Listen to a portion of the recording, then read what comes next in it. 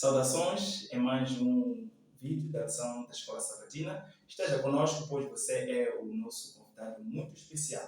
E esta semana teremos o estudo da ação número 9, que tem como tema o fundamento do governo de Deus. E hoje estamos com o nosso irmão Oscar neste estudo, então esteja conosco até o fim. Irmão Oscar, o que tem a dizer com o tema logo ao iniciar este tema número 9? Saudações, queridos irmãos em Cristo. Temos aqui uma lição bastante rica, a lição número 9, com o tema o fundamento do governo de Deus. Bem sabemos que, de facto, Deus tem um governo e a base do seu governo é a lei.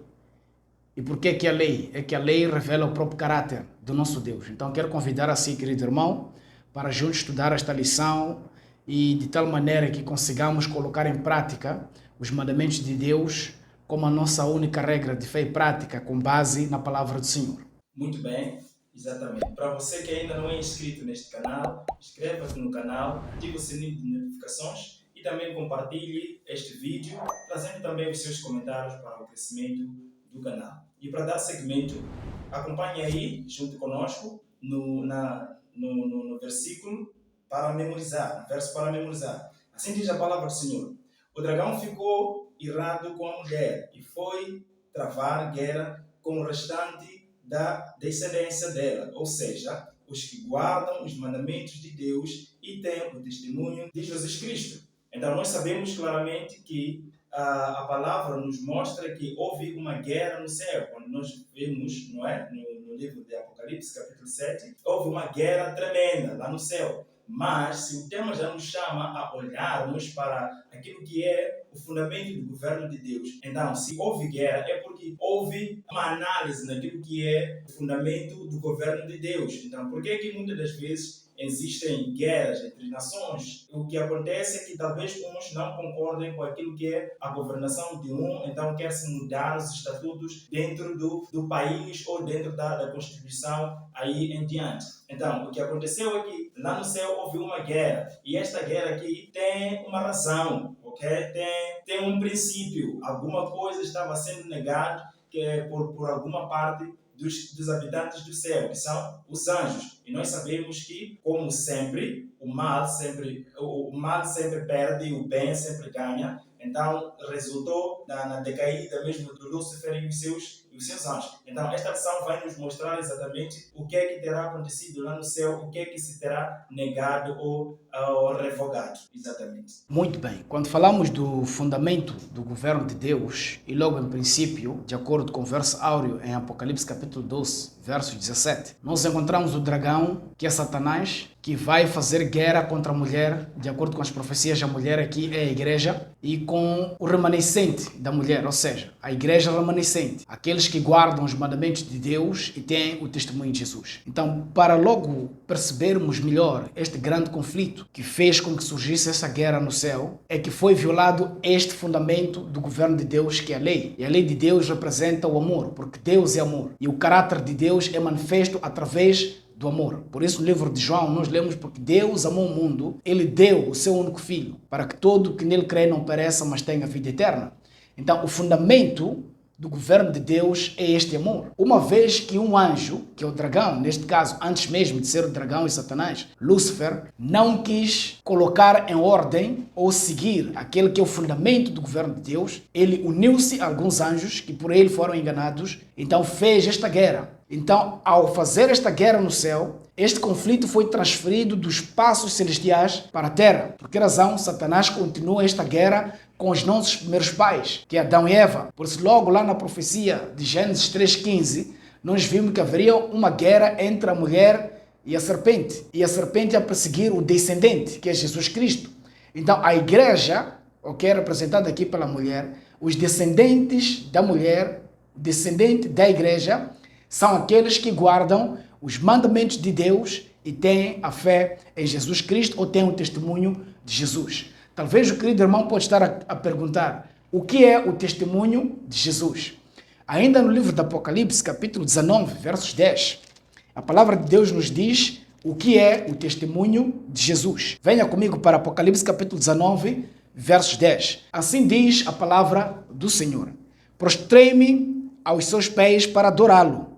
E ele me disse: não faças tal, só conserva o teu e dos teus irmãos, que têm o testemunho de Jesus. Adora a Deus, pois o testemunho de Jesus é o espírito de profecia. Então, queridos irmãos, Satanás não está irado com todas as igrejas. Ele ira-se com os descendentes da mulher, ou o descendente, a igreja remanescente, que guarda os mandamentos de Deus e tem o espírito de profecia. Assim sendo, com este verso áureo, queridos irmãos, vemos nós que estamos dentro de um grande conflito.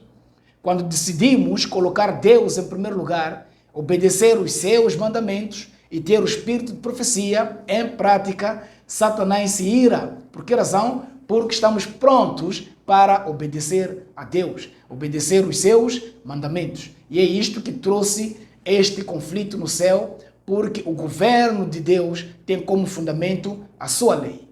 Muito bem, realmente em todos os lugares existe uma lei a ser seguida.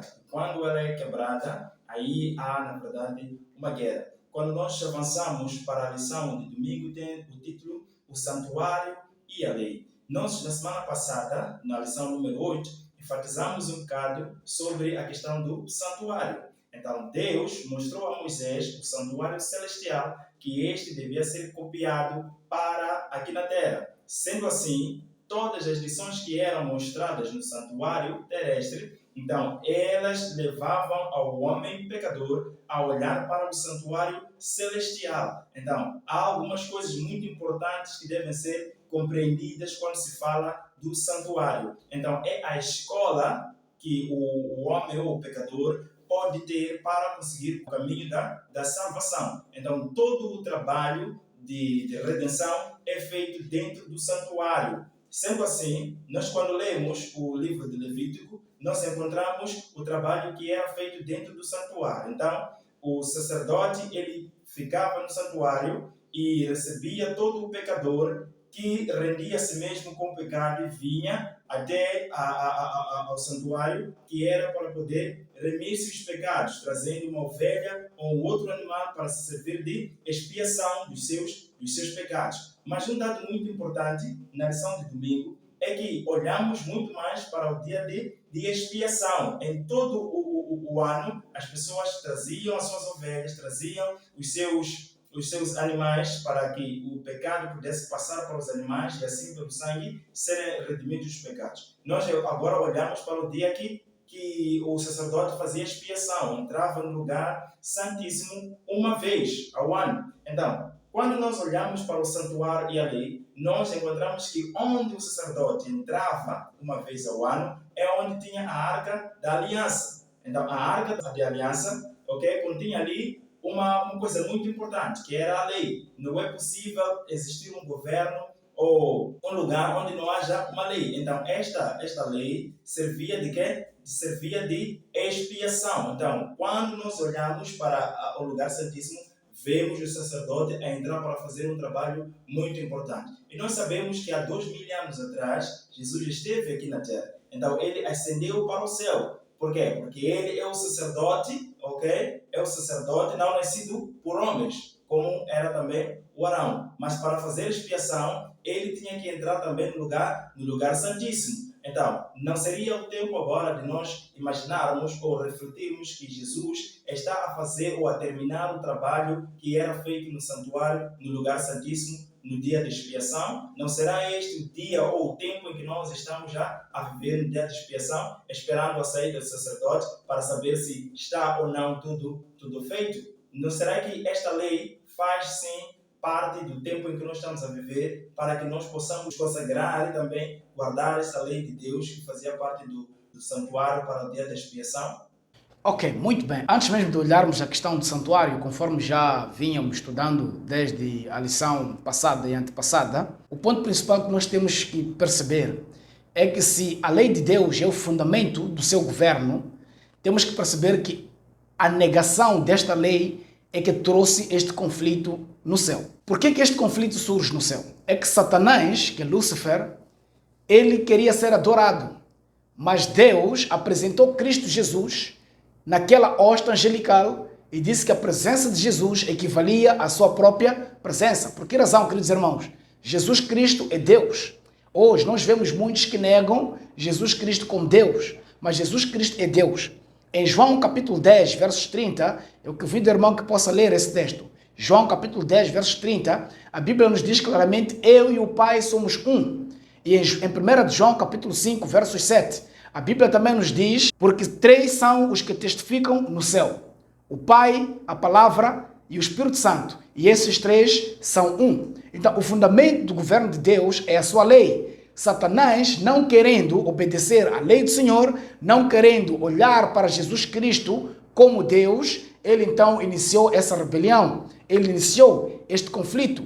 Mas o livro de Hebreus, queridos irmãos, o livro de Hebreus, capítulo 1, a partir do verso 1, nos diz o seguinte: havendo Deus outrora falado muitas vezes e de muitas maneiras aos pais pelos profetas, nestes últimos dias nos falou pelo Filho, a quem constituiu herdeiro de todas as coisas, pelo qual também fez o universo. Então, Cristo é Criador, Ele é que fez todas as coisas, visíveis e invisíveis, e Ele nos deu a sua lei, que é o fundamento do seu governo.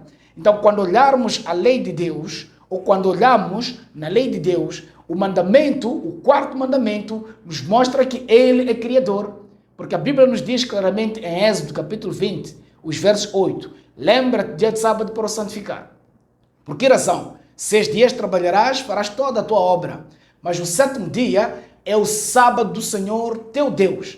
Então ali nós vemos o mandamento que nos aponta para um Deus. Por que Ele é Deus? Porque Ele fez todas as coisas, visíveis e invisíveis, e Ele ordena que este dia seja honrado e dedicado a Ele como Criador. Então o fundamento do governo de Deus é a sua lei. Mas o quarto mandamento, que faz parte da lei de Deus, mostra que Ele é Deus. Assim sendo, queridos irmãos, é esta lei que foi, na verdade, tida como a base do fundamento do governo celestial, que Satanás não quis obedecer. O mesmo ele faz nos nossos dias, faz com que muitos desobedeçam a lei de Deus e, de forma especial, o quarto mandamento, que aponta o sábado como Deus sendo o Criador de todas as coisas. Então, no verso 7, ainda do livro de Hebreus, lemos: ainda quanto aos anjos se diz, aquele que seus anjos fez ventos e os seus ministros labaredas de fogo.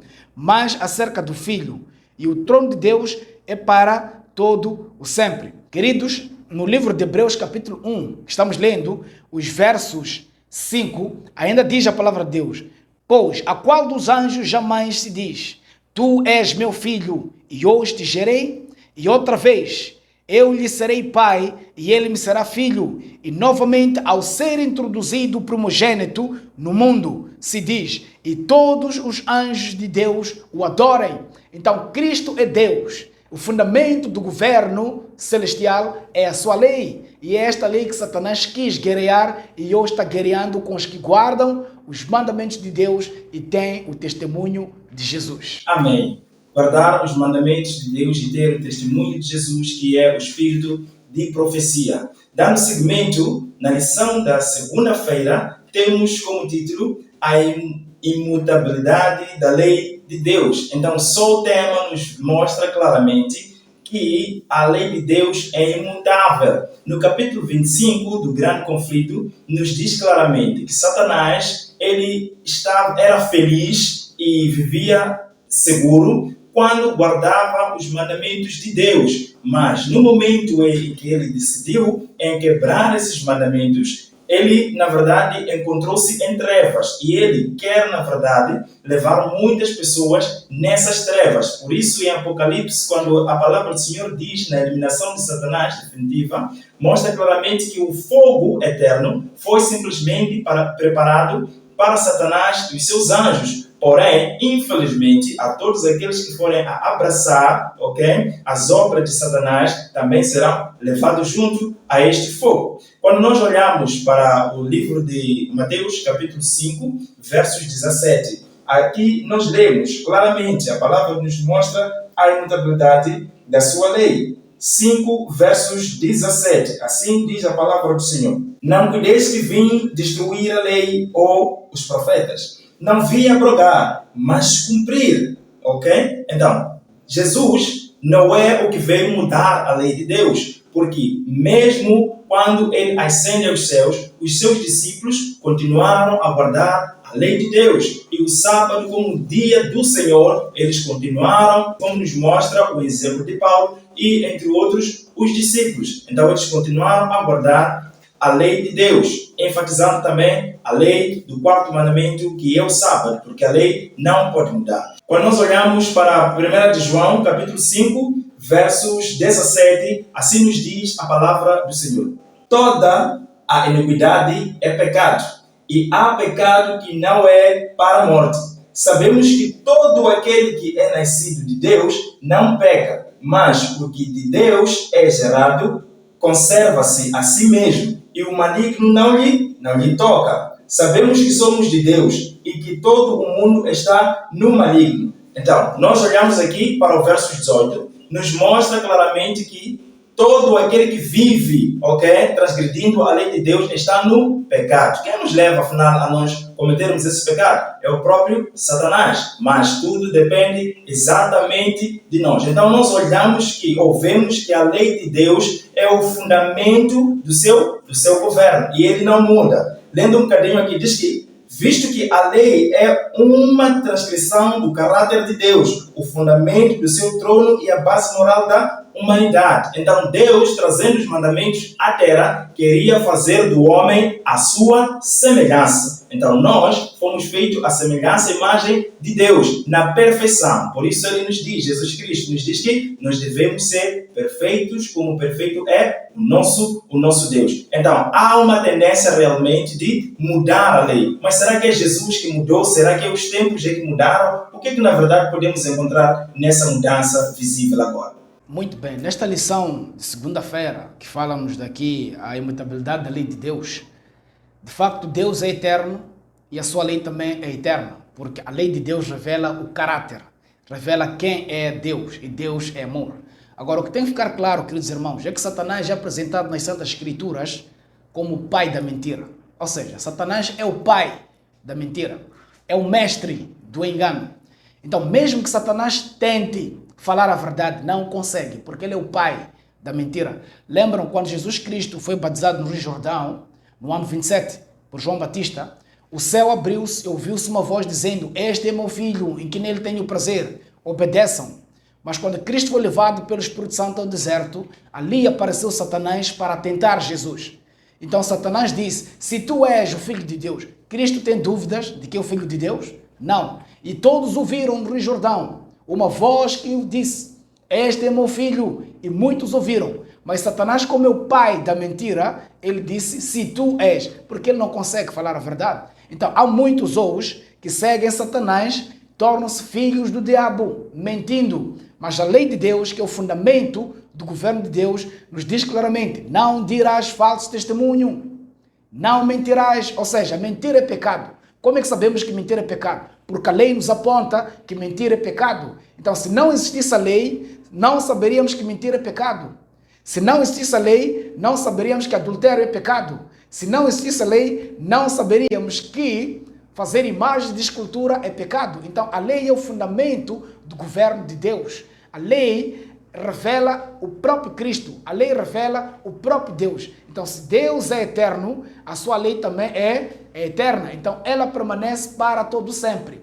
Agora, um apelo aos queridos irmãos metodistas wesleyanos. No livro O Sermão do Monte, isto na página 128, assim escreveu John Wesley, o fundador dos metodistas wesleyanos. O que escreveu John Wesley? Porque nós vemos hoje muitos metodistas não guardam o sábado. Mas o que escreveu o fundador John Wesley?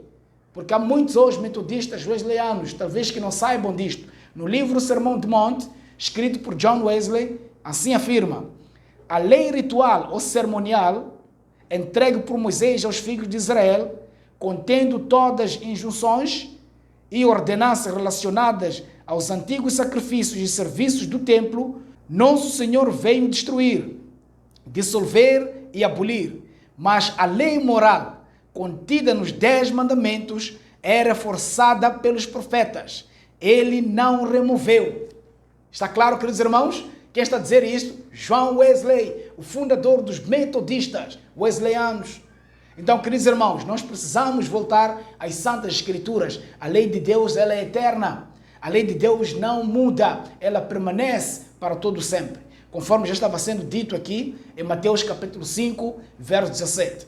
Não penseis que vim destruir a lei ou os profetas. Não vim destruir, mas cumprir.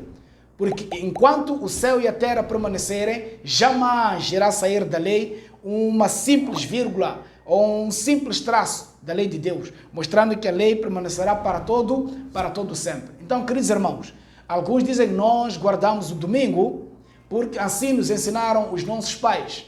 Nós guardamos o domingo porque assim nos ensinam os nossos bispos, os pastores ou profetas. Mas venha comigo para o livro de Atos capítulo 5, versos 29. Atos capítulo 5, versos 29, nos diz algo fundamental aqui a respeito disso. Como é que Pedro e os demais apóstolos responderam numa situação igual em que nós temos que tomar uma decisão, ou obedecer à lei de Deus ou à lei dos homens? Assim respondeu Pedro. Atos capítulo 5, versos 29. Então Pedro e os demais apóstolos afirmaram: antes importa obedecer a Deus que os homens. Se a lei de Deus ela é eterna, importa obedecer a Deus que os homens. Os homens podem decretar qualquer que seja o dia para adoração, mas nós temos que basear-nos no assim diz o Senhor. Isaías 8:20. A lei e ao testemunho. Se eles não falarem de acordo com esta palavra, é porque não há luz neles. O que significa, queridos irmãos, que a âncora da nossa salvação é Jesus Cristo. E Jesus Cristo guardou o sábado, mostrando que a lei ela é eterna. Então, lá em Lucas capítulo 4:16, vemos Cristo Jesus guardando a lei, observando o sábado e dando os discípulos também a observarem os mandamentos. Então, a lei de Deus ela é eterna porque revela o seu próprio caráter. Então, se Deus é eterno, a sua lei também será eterna. Nós continuaremos a guardar o sábado na eternidade. Muito bem, na eternidade continuaremos a guardar o sábado. Já na lição da terça-feira, temos como título o sábado e a lei. Então, nós encontramos nos 10 mandamentos o fundamento do governo de Deus junto com o seu amor. Jesus, tendo ele nos amado, também nos ensinou a guardar a lei. Então, nós vemos os exemplos de Jesus. E quando ele estava aqui na terra, ele era, ainda jovem, era ajudante do seu pai. Ele trabalhava na carpintaria. Ele era carpinteiro. Sabemos todos nós dessa história. Mas, ao chegar o dia do sábado, segundo a lei, segundo o seu costume, ele ia às sinagogas para estudar junto com os irmãos a palavra do Senhor, porque isto vem desde o princípio. Sendo assim, quando nós vemos Satanás se rebelando contra essa lei, é que ele, na verdade, queria ser adorado. E quando nós olhamos para os 10 mandamentos, o primeiro mandamento nos mostra que não podemos ter outros deuses diante de Deus verdadeiro. Então, Satanás, ele quebrou todos os mandamentos. E quando nós chegamos para o mandamento do sábado, ele colocou um dia contrário, um dia diferente do sábado. Nós, quando corremos, por exemplo, para a lei número 5, diz que devemos honrar os nossos pais, obedecer aos nossos pais. E sendo Deus o criador do próprio Lúcifer, então ele desobedeceu. Então toda essa lei foi quebrada. Então não vale a pena defender-se ou tentar defender-se em dizer que guardando uma e deixando a outra parte, estaremos a guardar a lei de Deus. Muito bem, vamos então ver o que é que diz a palavra do Senhor no livro de Tiago, capítulo 2, versos 10. Diz o seguinte: porque qualquer que guardar toda a lei e tropeçar em um só ponto, tornou-se culpado de todos. Vou me demorar um pouco para explicar esta parte. A palavra do Senhor aqui em Tiago está nos apontar exatamente aos 10 mandamentos. Eu tenho ouvido muitas pessoas a ler este versículo interpretando de uma forma muito contrária, dizendo que o versículo está a se referir às demais leis que foram estabelecidas até com o povo de Israel. Nesse caso, quando eles apostataram, quando eles começaram a colocar muitas leis feitas por homens, ok? Andarem longas distâncias nos dias de sábado, não curar as pessoas enfermas nos dias de sábado, não se refere a esta lei. Está-se a referir à lei dos 10 mandamentos. Por essa razão que nós encontramos a referência dos 10 mandamentos. Então, vamos lá dar continuidade aqui ao versículo 11. Diz, porque aquele que disse, não cometerás adultério, também disse, não matarás. Se tu, pois, não cometeres adultério, mas matares, está feito transgressor da lei. Então, estamos a mostrar realmente os 10 mandamentos. Não vale a pena colocar um de uma forma isolada. E Jesus já disse que não veio mudar, então não foi por ele. Algum poder maligno é que nos leva a nós transgredirmos a lei e nos sentirmos, em algum momento, meio seguros de que estamos a guardar a lei de Deus, mesmo excluindo de forma consciente. Então, será que não é um engano que está a nos a cobrir neste tempo em que nós estamos a viver? Infelizmente, há muitos que não percebem que a Bíblia endossa o sábado como dia de adoração. Então, assim sendo, alguns até afirmam que não existe a ordenança ou a lei do sábado no Novo Testamento. Isso é um engano. Infelizmente, é a falta de compreensão daquilo que é a Santa Escritura. No livro do Apocalipse, capítulo 1, versos 10, o apóstolo João diz que achei-me em espírito no dia do Senhor, que é sábado. Porque quando vamos para a lei de Deus em Êxodo, capítulo 20, diz que lembra o dia do sábado para o santificar. 6 dias trabalharás e farás toda a tua obra, mas o 7º dia é o sábado do Senhor. Então, quando João lê Apocalipse capítulo 1, versos 10, que já fazia referência, ele diz que achei-me em espírito no dia do Senhor. Ou seja, a revelação que João recebeu na ilha de Patmos foi uma bênção porque ele recebeu essa visão num dia de sábado. Agora, o próprio livro de Hebreus, o apóstolo Paulo também fala de que aqueles que não creem no Senhor, que não guardam os seus mandamentos, por causa da sua rebeldia, não entrarão no seu descanso, porque o sábado foi dito aos antigos e permanecerá para todo sempre, porque revela o caráter de Deus. Venha comigo para o livro de Hebreus, capítulo 4. Assim diz a palavra do Senhor. A respeito do sábado, queridos irmãos, no Novo Testamento, Paulo, que era um guardador do sábado, escreveu em Hebreus, capítulo 4. Temamos, portanto, que sendo-nos deixado a promessa de entrar no descanso de Deus, suceda parecer que alguns de vós tenha falhado, porque também a nós foram anunciadas as boas novas, como se deu com eles, mas a palavra que ouviram não lhes foi proveitosa, visto não ter sido acompanhada pela fé naqueles que ouviram. Nós, porém, que cremos, atenção, queridos irmãos, nós, porém, que cremos, entramos no descanso, conforme Deus tem dito. Quando é que Deus disse? Lá, no Êxodo.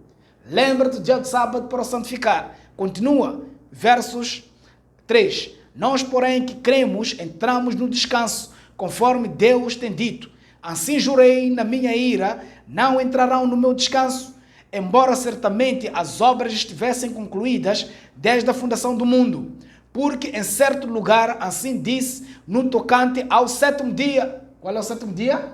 Sábado do Senhor. Quando isso foi dito? Lá no Antigo Israel, quando, através de Moisés, Deus deu as tábuas escritas com seu próprio dedo a sua lei. Versos 4. Porque em certo lugar, assim disse no tocante ao 7º dia, e descansou Deus no 7º dia de todas as suas obras. Por que Paulo faz referência ainda do sábado se o sábado já passou? É porque o sábado é eterno. Os rebeldes não entrarão no descanso do Senhor. Então nós precisamos, queridos irmãos, levar esta mensagem a muitos que não conhecem, porque esta mensagem é fundamental. O sábado é o selo de Deus. O sábado é a marca distintiva que nos mostra Jesus Cristo, que nos mostra Deus como Criador. Por isso, em Ezequiel capítulo 20, versos 20, diz-nos a palavra do Senhor. E também lhes dei os meus sábados, para que servissem de sinal entre mim e eles, para que saibam que eu sou o Senhor, Deus que os santifica. Enquanto temos o sábado como selo e a marca de Deus, também teremos um outro dia, que não é o sábado, isto é, domingo, como marca da besta. Queridos irmãos, talvez muitos não percebam, Mas o domingo é a marca da besta, porque o sábado é a marca de Deus. Então, se nós não entendermos esta mensagem, muitos irão receber a marca da besta por falta de compreensão e o desejo de cumprir os mandamentos do Senhor. Mas Ezequiel, conforme fazia referência, 20, versos 20, nos diz: e também lhes dei os meus sábados para servirem de sinal entre mim e eles, para que saibam que eu sou o Senhor Deus que os santifica. Neste livro, Apocalipse 13, de Marvin Monroe, nas páginas 196, diz-nos algo muito fundamental aqui, queridos irmãos, a respeito da lei de Deus, a respeito do sábado. Eu quero convidar o irmão a acompanhar comigo o que diz Marvin Monroe neste livro, Apocalipse 13, a respeito do sábado. Diz o seguinte, o autor. Estamos lendo o livro Apocalipse 13, do autor Marvin Monroe. Diz o seguinte: a questão do sábado será o ponto controverso no grande conflito final, em que o mundo inteiro será envolvido. Cada instituição, sábado ou domingo, traz o nome do seu autor, a marca indestrutível que revela sua autoridade.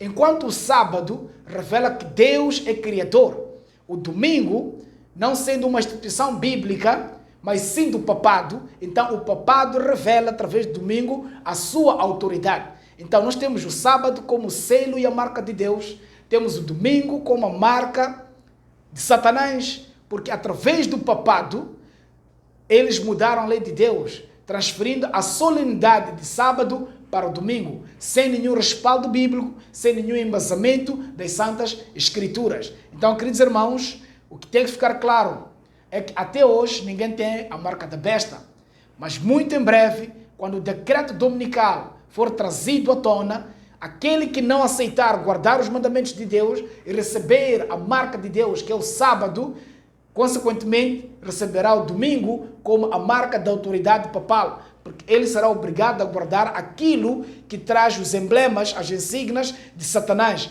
que é o papado, que é o Vaticano, que levou o domingo como dia de adoração sem nenhum respaldo bíblico.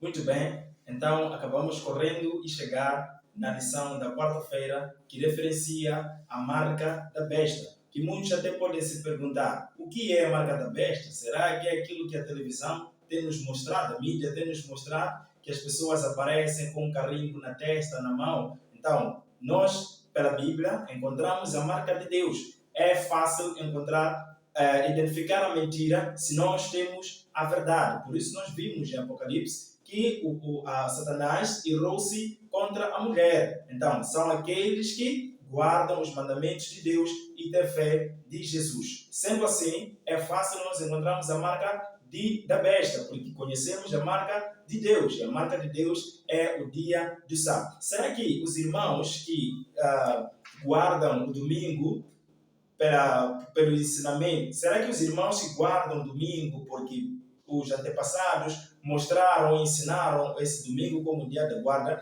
será que eles já pararam para questionar-se pela Bíblia se está escrito alguma parte na Bíblia que fala ou que referencia esta mudança de sábado para o domingo? Será que há um questionamento profundo quanto a esta parte, ou mesmo aos atores, não é, que mudaram o sábado para o domingo? Estão conscientes que eles reconhecem que nós é que mudamos esses dias? Será que não podemos encontrar bases que nos fundamentam sobre isso?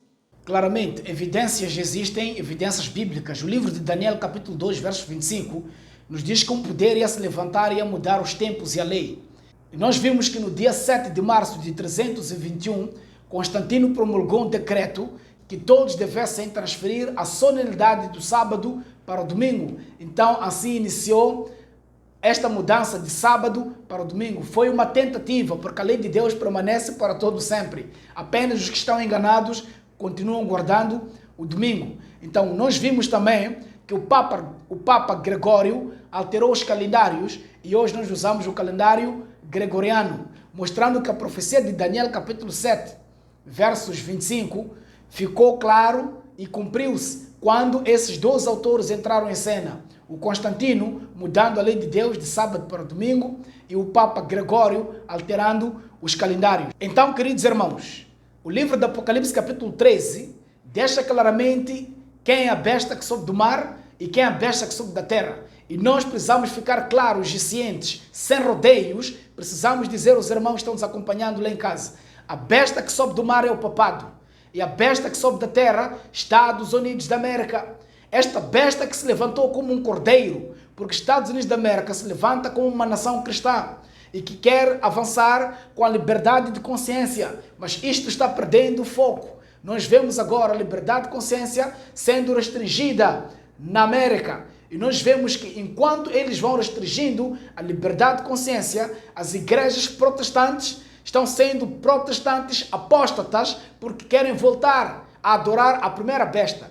Então, o papel da besta que sobe da terra é fazer com que todas as nações voltem a adorar a besta que sobe do mar, que é o papado. Ou seja, com a vinda do decreto dominical, nos Estados Unidos da América do Norte, todo mundo vai voltar a guardar o domingo como lei. Por isso, queridos irmãos, a lição nos diz claramente aqui, ainda na lição de quinta-feira e o estudo adicional da sexta-feira, que a união da igreja e o Estado há de ser um último ato de engano terrível, porque quando o Estado unir-se à religião, ou quando o Estado unir-se à igreja, virá o decreto dominical e as nossas liberdades serão restringidas. Então nós precisamos estar firmes e pregar as 3 mensagens angélicas do Apocalipse capítulo 14, porque a primeira mensagem angélica nos diz que nós temos que guardar o sábado, porque a primeira mensagem angélica nos aponta para Deus como Criador, nos aponta quem é o nosso Criador, e nós como criaturas